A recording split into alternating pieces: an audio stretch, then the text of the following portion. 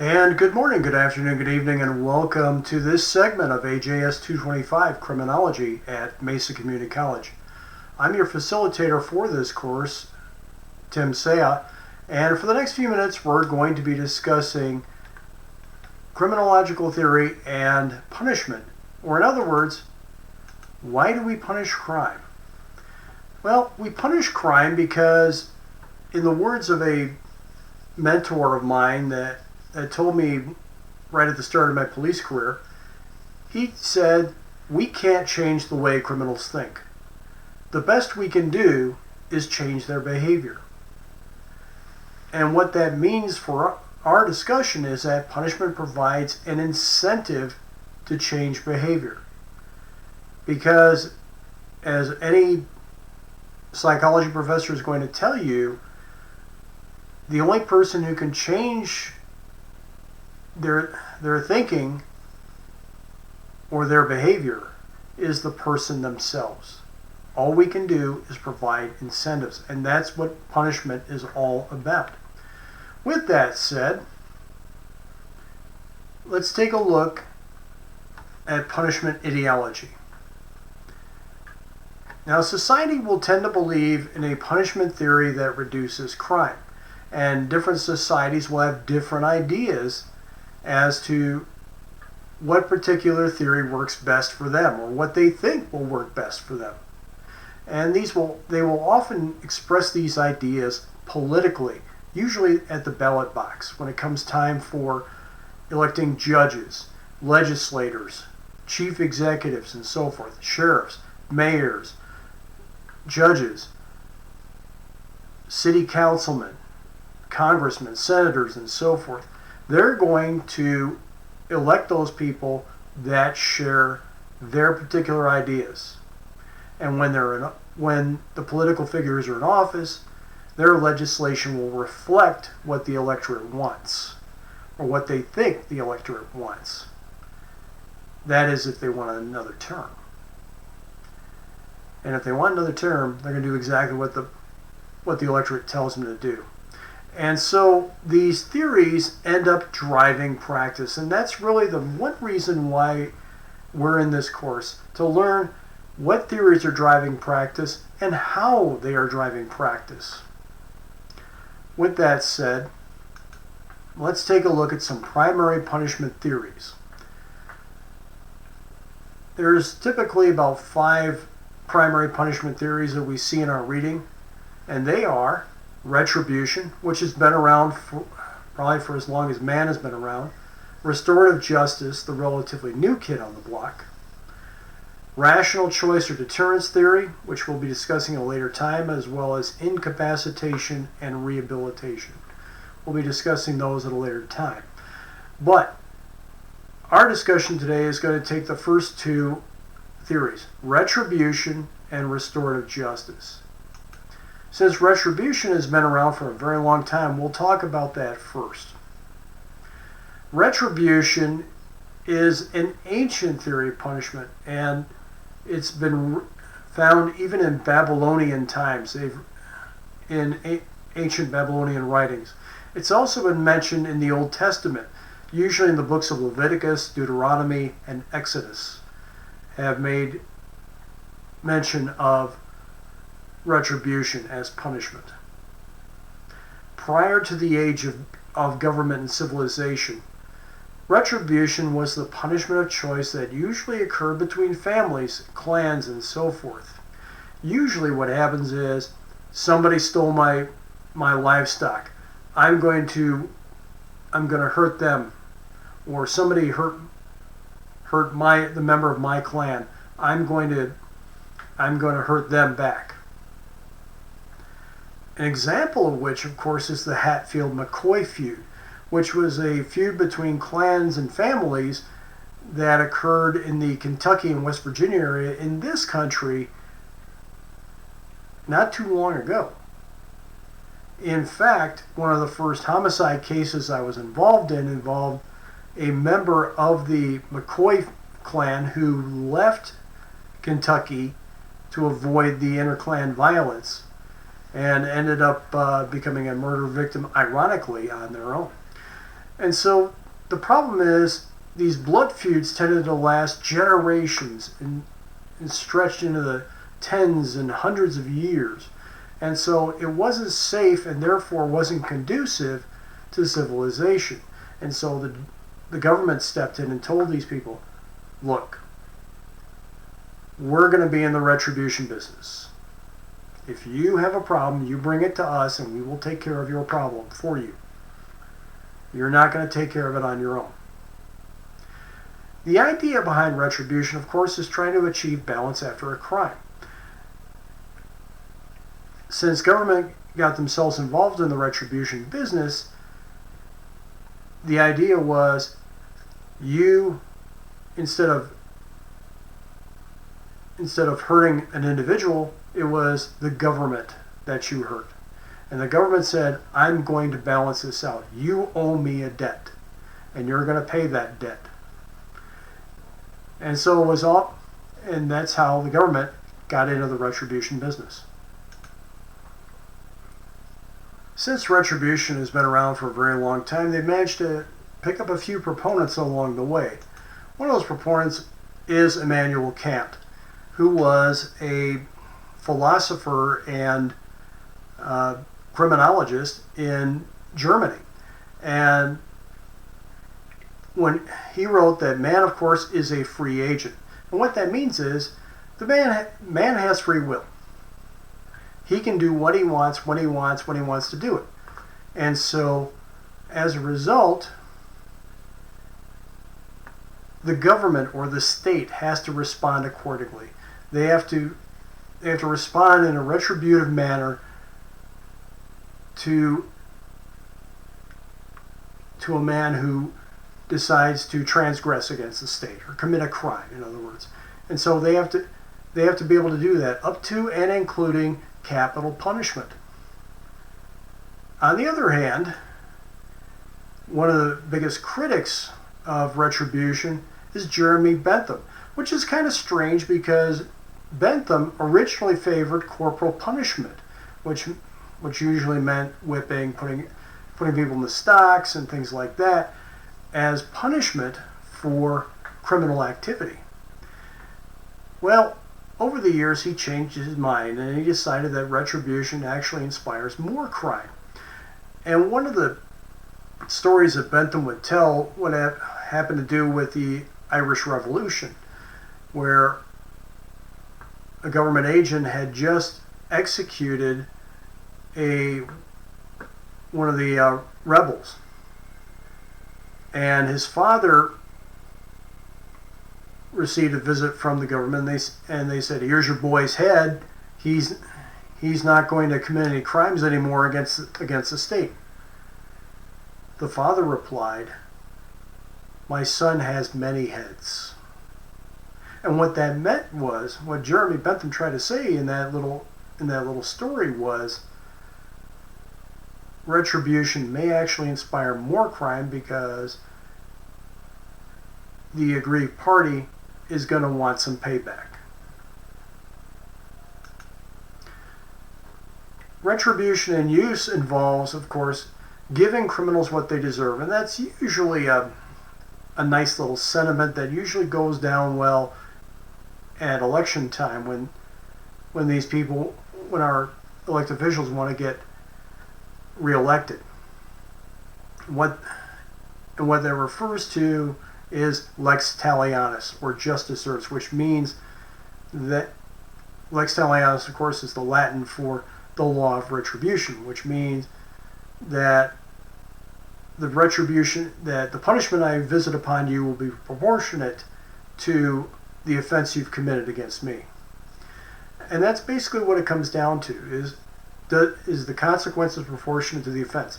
The problem in execution, or executing lex talionis, or just deserts, is that it's difficult to determine with any degree of accuracy as to whether or not this consequence is proportional to the offense. Because you're going to have to ask the offender. Where in one particular state they may decide to cut off their hand when someone steals, and another one just puts them in jail for a short time. It all depends on perception by the offender. Deterrence, however, is an unintended benefit of retribution, because if the punishment is severe enough and quick enough, the offender is going to say, I'm not doing that again. You would think that retribution doesn't work in today's society. Well, guess what? It does.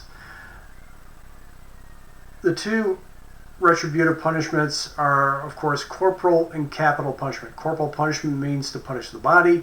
Capital punishment means, well, that the state's going to kill you. And these are usually favored by the population when they say they're getting their just desserts, and they're not particularly happy with the criminal justice system. Corporal punishment is still in use, however, in various Middle Eastern, North African, and Asian countries.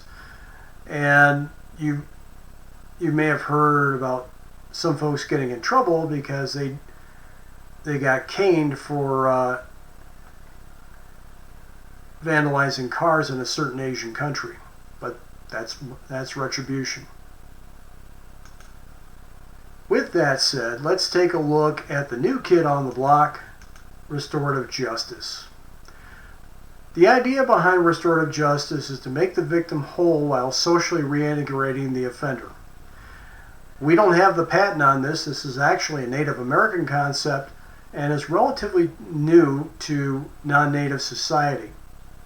The way it works is that there is usually a ritualistic shaming followed by restoration of both the victim and the offender to polite society. And based upon studies, it does tend to show a certain amount of promise. Now, as I mentioned before, we don't hold the patent on restorative justice. That's actually a Native American concept. And the way it works in First Nations or Native American society, or Indian country, if you prefer the term, is that it's conflict resolution through a talking circle. This is when the offender, the victim, their family members, and usually a community leader get together in a circle. The victim will make a demand because they've suffered some kind of loss. If the offender says, okay, I'll make some kind of restitution, then it's over. But if not, the community leader will facilitate what is called the Peacemaker Process. And this is generally a non-confrontational mediation that brings the parties together. They decide that we're going to have restitution, we're going to do some other things, and it comes down to a mutual agreement between the offender and the victim. And once that occurs, the victim is made whole, the offender continues being part of Native American society without any shame or any stigma attached to it. Now, the big proponent of restorative justice is, of course, John Braithwaite. John Braithwaite is an Australian scholar who developed he didn't develop restorative justice, but he did develop a number of concepts that are included in it. And one of those concepts is, of course, reintegrative shaming, or just shaming in general. The idea behind that is to have ritualistic shaming of the offender without degrading the offender. The idea of which is it creates remorse in the offender, where he accepts responsibility for the harm he's done to his victim, and it personalizes the crime. It's not just somebody I don't know. This is somebody that I've victimized, and it's real. It's a real person with a real problem that I just created for them. And the process avoids any kind of stigmatization. And the idea behind this is that the offender will commit to a ritual reintegration. This may involve a Native American talking circle, or it may involve something else, which we'll discuss shortly. But part of this ritual reintegration may include various 12-step programs. It may include substance abuse. It may include psychological counseling, cognitive behavioral therapy, or any one of a number of different things that the offender could do to make themselves part of polite society. In practice, there are many forms of restorative justice, and they could take the place of, for example, the victim impact panel. We usually see these a lot with juvenile offenders and people who are first offender driving under the influence. In Cochise County, they have a little something called the GRACE program, which is give recovery a chance. The way the GRACE program works is if you have a mental problem or if you have a drug problem, or you'll enter into the GRACE program. It's a voluntary contractual agreement between the county and the offender, and the offender will take certain programming, whether it's mental health or drugs or whatever, and they'll also do restitution and things of that nature. If they complete the program, their entire criminal charges will be dismissed. Not all of them, but just the one they're being charged with. They'll be dismissed. If not, then they go right to sentencing. GRACE program is a particular version of a diversion or deferred prosecution, which is also utilized in other parts of the country. Teen court is another form of restorative justice. We see teen courts a lot in Maricopa County with young offenders, where the teen's own peers decide what the punishment is. Community service is also another form of restorative justice, where we're restoring the community back to a pre-crime status. Currently, they're used, as you probably guessed, with juvenile and minor offenses, but they're not typically used with any major felonies, although they have been used with certain low-level drug felonies, and there's been a certain amount of success, at least in some of the literature. But generally speaking, restorative justice works well with juveniles and minor offenses. Which brings us to the question, is this effective? This is a question that's been asked a lot, and there's actually people who are spending money to determine whether or not it's effective. As you may have noticed by the many forms of restorative justice, very early studies show that there's mixed results, but it seems to be the most effective with juvenile offenders. These are people who have yet to develop that criminal habit, and where they can still be reachable, and they can hopefully change their behavior. We've also seen in the literature that there is some reduction in victim post-traumatic stress disorder for participating on these panels. Finally, we come to a quote from Braithwaite himself, who says that even badly managed programs won't make reoffending worse.